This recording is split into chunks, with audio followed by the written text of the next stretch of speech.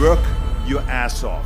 There is no magic pill. It drives me crazy to go to the gym. You read 1 hour a day. I went and worked out 5 hours a day, and I was working on construction with 24 hours a day. Organize your day. Work hard. I'm here to talk about success.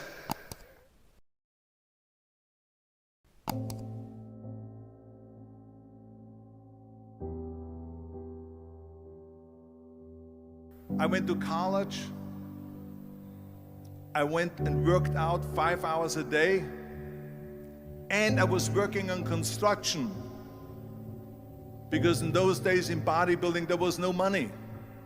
I didn't have the money for food supplements or anything, so I had to go to work. So I worked on construction. I went to college. I worked out in the gym, and at night from 8 o'clock at night to 12 midnight I went to acting class 4 times a week. So I did all of that. There was not one single minute that I wasted. And this is why I'm standing here today. With the age of 20, I went to London and I won the Mr. Universe contest as the youngest Mr. Universe ever. And it was because I had a goal. You see, if you don't have a vision of where you go, and if you don't have a goal where you go, you drift around and you never end up anywhere. 74% hate their job in America. The majority of people don't like what they're doing because they're really not doing it because they didn't have a goal and they followed this goal. They just aimlessly drift around, and then all of a sudden there's a job opening, so they get that job because you have to work. But then when you work, it's a chore. It's work. It's not fun. So if you think about, only a quarter of the people really enjoy what they're doing in life. So people always ask me, when they saw me in the gym in the pumping iron days, they say, why is it that you're working out so hard? 5 hours a day, 6 hours a day, and you have always a smile on your face. The others are working out just as hard as you do, and they look sour in the face. Why is that? And I told people all the time, I said, because to me, I'm shooting for a goal. In front of me is the Mr. Universe title. So every rep that I do gets me closer to accomplishing that goal, to make this goal, this vision, turn into reality. Every single set that I do, every repetition, every weight that I lift will get me a step closer to turn this goal into reality. So I couldn't wait to do another 500-pound squat. I couldn't wait to do another 500-pound bench press. I couldn't wait to do another 2,000 reps of sit-ups. I couldn't wait for the next exercise. So let me tell you something, visualizing your goal and going after it makes it fun. You got to have a purpose no matter what you do in life. You got to have a purpose. And Muhammad Ali worked his butt off, and I saw it firsthand. And I remember that there was a sports writer that was there in the gym when he was working out and he was doing sit-ups. And they asked him, how many sit-ups do you do? And he said, I don't start counting until it hurts. Now think about that. He doesn't start counting his sit-ups until he feels pain. That's when he starts counting. That is working hard. And so you can't get around the hard work. It doesn't matter who it is. Work your ass off. There is no magic pill. There is no magic out there. You cannot get around. You have to work and work and work. Make sure of this and make sure of that and all that stuff. So it's work. And it drives me crazy when people say that they don't have enough time to go to the gym for 45 minutes a day and work out. Or to do something for 45 minutes to an hour a day to improve. If it is physically improve or if it is mentally to improve. Imagine you read 1 hour a day about history. How much you will learn after 365 hours in 1 year. Think about if you study about the history of musicians, of composers, how much you would know. Imagine if you would work on the business, on some business that you want to develop every day for an hour. Imagine how further along you will go and get.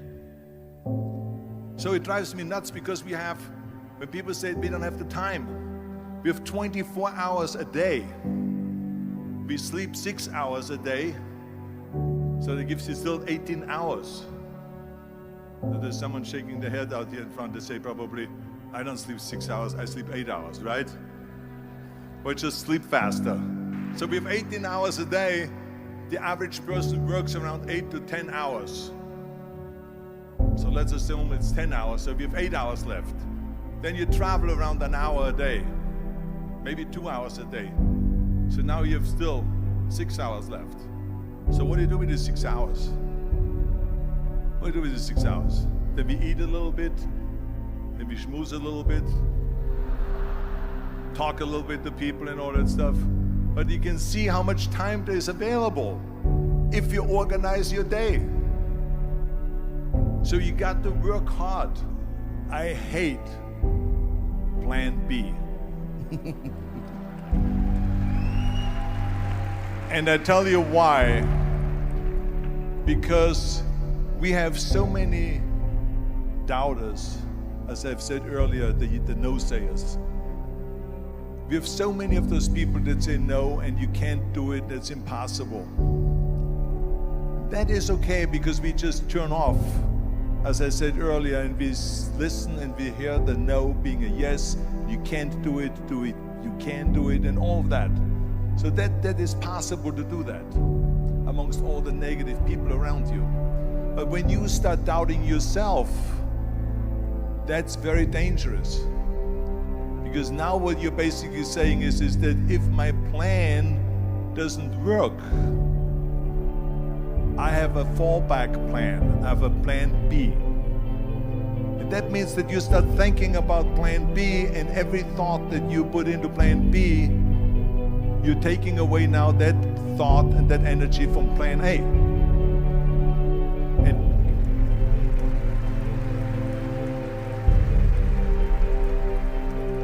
And it's very important to understand that we function better if there is no safety net, because plan B becomes a safety net. It says that if I fail, then I fall and I get picked up and I have something else there that will protect me.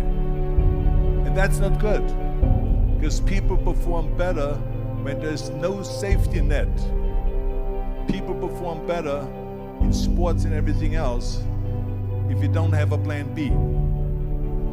I'm telling you, I've never ever had a plan B. I made a full commitment that I'm gonna go and be a bodybuilding champion. I made a full commitment that I'm gonna be in America. I made a full commitment that I'm gonna get in the show business and I'm going to be a leading man. No matter what it takes, I will do the work. I will do the work over and over and over until I get it. And the same was in politics and everything like that. So to me, it is very dangerous to have a plan B, because you're cutting yourself off from the chance of really succeeding. And the reason, one of the main reasons why people want to have a plan B is because they are worried about failing. What is if I fail, then I don't have anything else? Well, let me tell you something, don't be afraid of failing, because there's nothing wrong with failing. You have to fail in order to climb that ladder.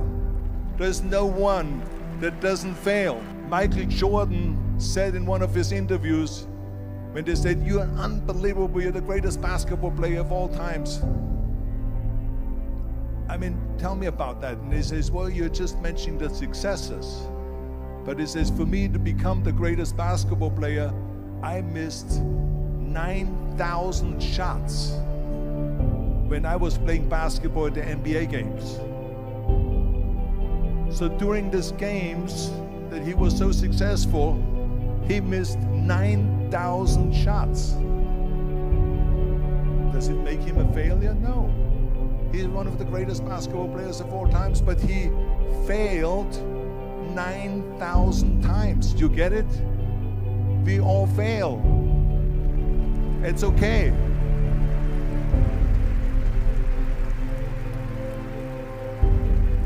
What is not okay is that when you fail, you stay down.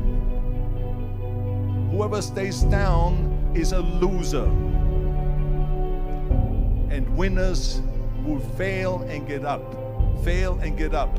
Fail and get up. You always get up. That is a winner. That is a winner. I failed in bodybuilding. I lost bodybuilding competitions. I lost powerlifting competitions. I lost weightlifting competitions. I had movies that went in the toilet and that were terrible and got the worst reviews. And in politics, I remember I had many of the initiatives on the ballot, and we lost. My approval rating in California went down to 28%. And then it went back up again, and they won again the governorship. Hey, we all lose. We all have losses. This is okay. And this is why I say don't be worried about losing, because when you're afraid of losing, then you get frozen. You get stiff. You're not relaxed. You got to be, in order to perform well in anything, if it's in boxing or if it is on your job or with your thinking, is only happening when you relax. So relax. It's okay to fail. Let's just go all out and give it everything that you got. That's what it is all about. So don't be afraid to fail.